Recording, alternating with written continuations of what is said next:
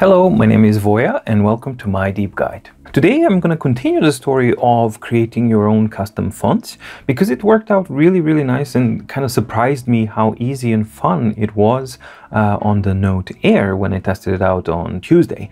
And today I want to check out how is the experience when we try it out on the Remarkable 2 and on the Supernote platform, and finally then compare the end results that we get between these three platforms and is there a difference, what kind of difference it is, and who's the best. So let's dive in.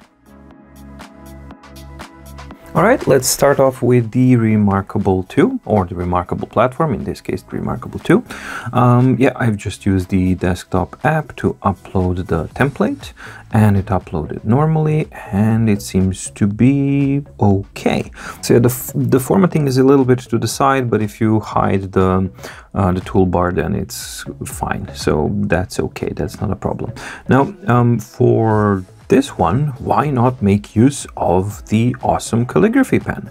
And I'm just going to make sure that I am in a correct layer, so that's good. I'm going to hide the toolbar and start sketching out my characters.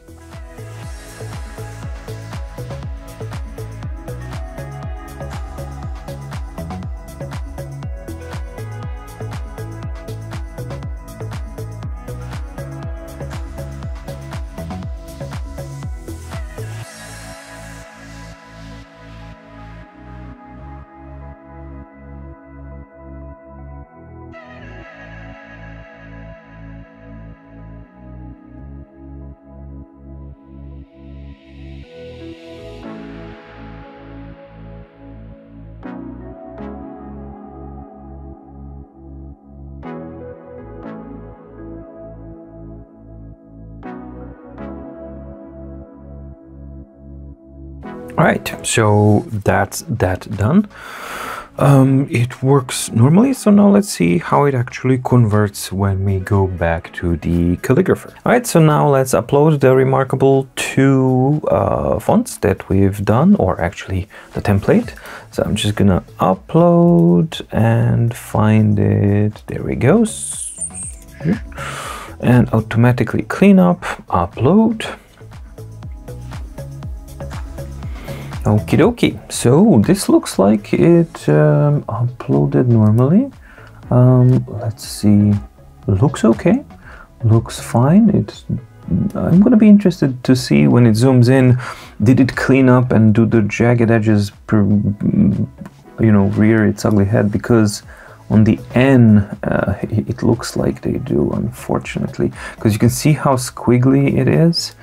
So that's that's definitely something. It's going to be interesting to actually compare which brushes work and which device actually gives you the best results. But so we have this with the character preview. Let's add the characters to the font. And can I click on these and see? Yeah. So this is, the jagged edges on the Remarkable 2. I mean, Remarkable 2 can say as much as they want that that's not an issue that affects people, and that it's not a problem. But for me, this definitely is an issue. So, but it works. So it functions, except that the jaggedness does translate into these conditions. Let's say, where was it? K, F, E. Those are not the best. So the Y and the Z, I mean, check this out. This is just not it's too bad, because you have this calligraphy pen, which is amazing, but then again, the results that you get are a little bit off. Anyway, so now how do I go back? So back to my font, okay, and now we can edit the font details, and we can call it Font Remarkable 2. Yeah, that's enough. And then just save it and then build the font.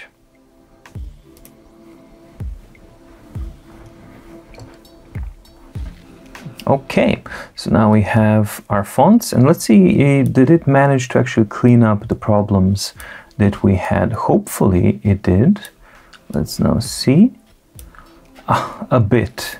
So some of the jaggedness is cleaned up by the vectorization process, most definitely.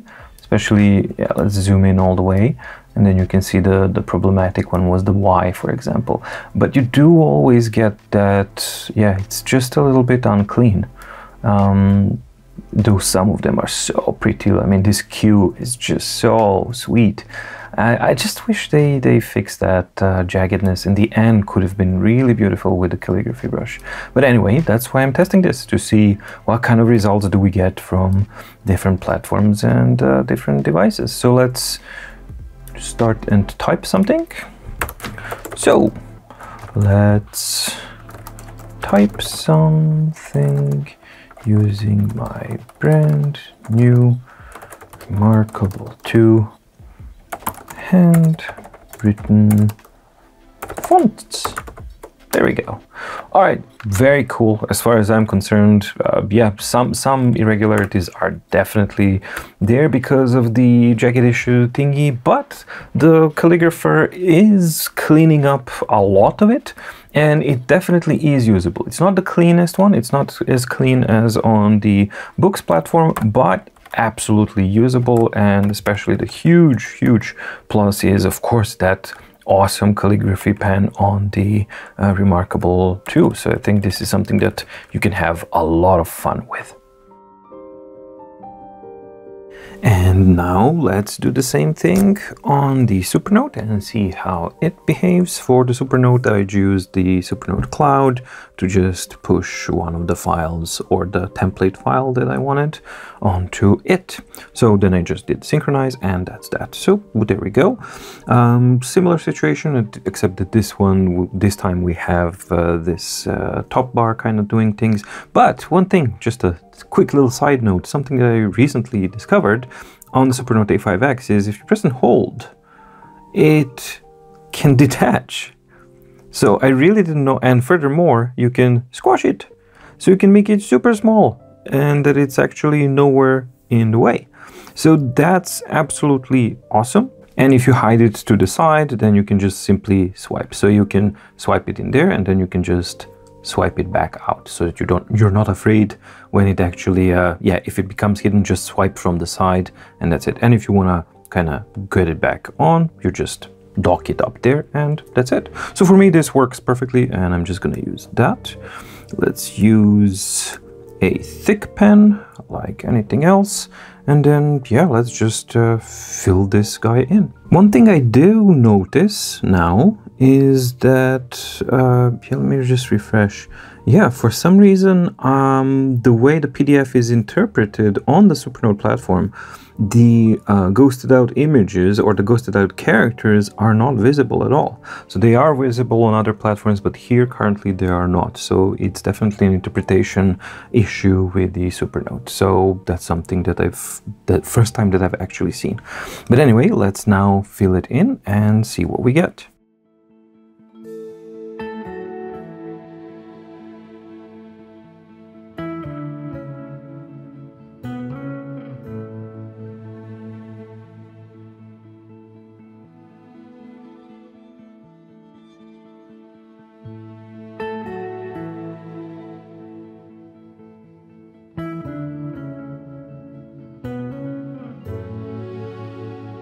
Alright, so I did it really quickly here, and I just wanted to get a nice and loose kind of feel. So now that that's done, I'm just gonna export it and put it back in Calligrapher and see what kind of font we get from the Supernote. Alright, now let's build up a font from, yeah, using the Supernote A5X template that I did. There we go. So it's uploading. Okie dokie, this is uploaded, and well, already now it looks quite a bit cleaner, but let's see how it actually converts. So this is looking good. Let's add the characters to the font. Let's see. There is, so even on the Supernote A5X, we have that, the lack of anti-aliasing is here, but I don't think it shouldn't confuse the vectorization process. So let's see how that actually works. Definitely, again, yeah, not as clean as the Boox platform, simply because the Boox platform has the anti-aliasing and filtering built in. So the output that you actually give into this platform, or whichever platform you use, is cleaner, however, definitely better than what we had on the Remarkable 2. Now let's see how this builds and what is the end result that we get. Let's call it font Supernote A5X and build. Okie dokie, we have it built, and let's see, did the vectorization process make things better or cleaner, or what did we get? Well, it certainly looks clean and nice. There's some kind of funkiness here. Granted, I haven't checked in such detail the Boox Note Air results, which is something I'll do after this one, because yeah, it's only fair to kind of compare it on equal footing. But definitely to my eye, this is cleaner, and you get cleaner results from the Supernote A5X than on the Remarkable 2. But then again, on the Remarkable 2, you have that calligraphy pen, which is so cool. All right, so yeah, this is kind of done. I'm gonna download it, and then I'm gonna start writing in the same document using these 3 different fonts and compare the same sentence so that we can see what do they look like and what kind of results do we get from each of the platforms. Okay, before I start writing the document with different ones, I'm just going to redo the building of the Boox Note Air template so that we can actually see the results here and compare them exactly the way that I compared the Supernote and Remarkable, and just kind of see what are the end results here. Okay, so there they are. I'm going to add them. And now let's zoom in and see. Well, yeah, I mean, that processing definitely shows. It's not just an impression that I had. These are definitely cleaner from the Boox Note Air. And now let's see how do they convert, because yeah, that's the only thing that actually matters. So actually font Note Air, build. There we go. And now let's increase the size so that we can compare the results. Well, to my eye, they look, the Supernote A5X and the Boox Note Air results are very similar, but it does seem that Boox Note Air results are just a little bit cleaner. So it just stands to reason, cleaner and better the input is into the system, better the output will be. So while this vectorization process that Calligrapher has is extremely good, yeah, it just only stands to reason that, yeah, how clean the input will be, cleaner the output will be, and that's exactly what we have in this case. So now let's finally compare the 3 on the same document and see what do they look like. All right, let's start with the, which one is it? The first, Remarkable 2. So Remarkable 2. And then I'm gonna write in a slightly smaller size, like 30. This is the test of the handwritten, let's just go here, of the font I created on the tablet. All right, so that's the test that we have. I'm just gonna add another one here so it's more clear. And I'm just gonna copy paste and change the font on all of them so that we have them a little bit different. So copy, this one's gonna be, let's say that this one's going to be the Supernote. And let's change the font to the Supernote. Let's find it. There we go. This is the Supernote, and let's write it down. Supernote A5X. And then let's copy another one.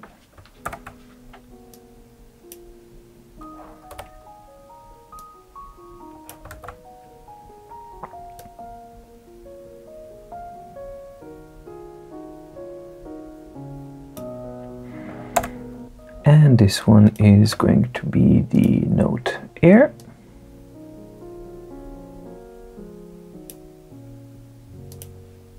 There we go, Note Air. Let's call it Boox Note. I'll just Note Air because it's Note Air. And then we have that. Cool. So now let's zoom in and see what do we get and what are the actual end results between these three. So this is the result of the Remarkable 2 font conversion, and some of it is truly beautiful, like the S, and yeah, I remember Q was really good and the F is really promising, but the problem that I have is, yeah, the jagged edges. They just simply, they do have a very real effect on the output of the device. So I'm pretty sure that if you're using the Funky's low-pass filtering solution, which is a hack, which is not installed here, this is just raw, normal, Remarkable 2.5, that you will get considerably better and smoother results. And I think that that would be an excellent combination, because then you can use the calligraphy pen and avoid issues like these. However, that's a hack and that's cheating. So as it is now, this is the default output that I get from the Remarkable 2. And while the calligraphy pen is awesome for this type of use, yes, I do have a problem with the with the jagged edges. They are simply creating a very, very unclean result. Now on to the Supernote A5X. It looks better. It definitely does look better. However, you do have, it's cleaner than the Remarkable 2 for sure. However, here on the Supernote, we do seem to have, yeah, we have an anti-aliasing, a bit of an issue. So that is the issue that the exported notes from the Supernote on the PDF, they are not vectorized, and that's why we get this kind of anti-aliasing solution, which is not the best. So it is better than the Remarkable 2, it is cleaner, but it still has that a little bit of an issue. However, it works. It's also possible, and it works quite nicely. And now we get to the Boox platform, or in this case Note Air. This is the original one, and I think that it's quite clear what difference we have, because yeah, at the same zoom level, if you just check out the rest of them, this one is clean but messy. It has that kind of crispness, but it's very, very messy because of the jagged edges.